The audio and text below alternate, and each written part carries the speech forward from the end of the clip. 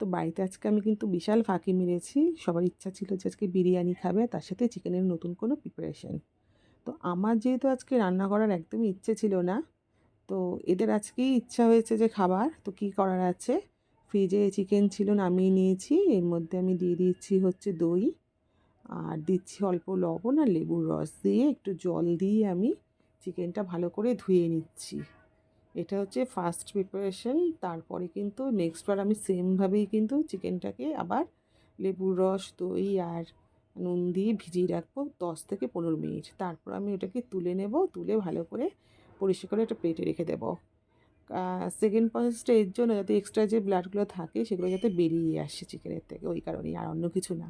আর যাই হোক, আমি এখানে হচ্ছে আদা, রসুন, পেঁয়াজ, টমেটো নিয়ে নিয়েছি, এটা পেস্ট করে রাখবো। আর চিকেনগুলোর মধ্যে আমি দিয়ে দিচ্ছি ধনের গুঁড়ো, আর সবটাই আমি আন্দাজ করেই দিই।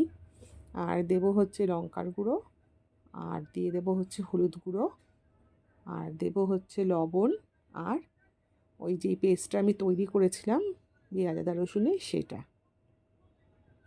আর দিয়ে দেবো অল্প গরম মশলার গুঁড়ো, আর তার সাথে 1 চামচ সাদা তেল।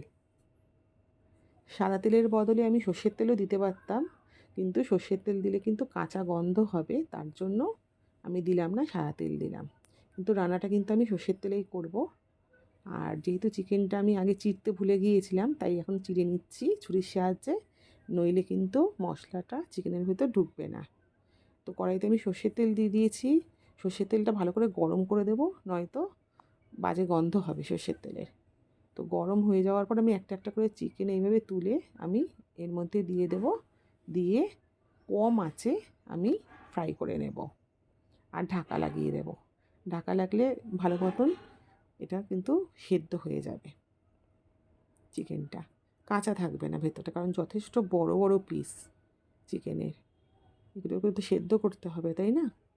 একটু পোড়া পোড়াও থাকবে আর সেদ্ধও হবে। তো এইভাবে আমি উল্টে পাল্টে নিচ্ছি, বারবার কিন্তু এসে দেখতে হবে, একদম ঢাকা লাগিয়ে চলে গিয়ে নিশ্চিন্তভাবে বসে থাকলে হবে না। তো চিকেনটা খুব সুন্দরভাবে ভাজা হয়ে গেছে।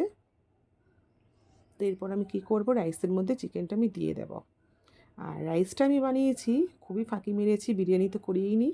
যখন দেরাদুন রাইসটা আমার মানে বয়েল হয়ে গেছে, জল ঝরিয়ে নিয়েছি, তখন ওর মধ্যে আমি ঘি, অল্প লবণ, আর দিয়ে দিয়েছি হচ্ছে বিরিয়ানি মশলা ছড়িয়ে ওপর থেকে। আর চিকেনটাকে দিয়ে আমি চিকেনের ওপরে বেশ রিং রিং করে কাটা পেঁয়াজ দিয়ে দিয়েছি, আর দিয়ে দেবো হচ্ছে স্লাইস করে কাটা হচ্ছে লেবু। লেবু দিয়ে কিন্তু এই চিকেনটা খেতে দারুণ লাগে। আর যখন রাইসটা ওরা খাবে বুঝবেই না যে বিরিয়ানি খাচ্ছে না কী খাচ্ছে। আজকে তুমি বেরেস্তা ফেরেস্তা কিছু ভাজিনি, খুব ফাঁকি মেরে দিয়েছি। আর ওরা জানে যেহেতু আমার শরীরটা আজকে খারাপ, আজকে আমার ভালো লাগছিলো না রান্না করতে, তার জন্য ওরা কিছু বলবেও না। এই প্রিপারেশনেই ওরা খুশি হয়ে যাবে। তো সিম্পল আর ডিলিশিয়াস হয়েছে এই রেসিপিটা। আপনারা কি বলেন? তো দুটো প্রিপারেশনই ড্রাই, তো এর জন্য আমি ওদেরকে এর সাথে একটু রায়তা দিয়ে দেব।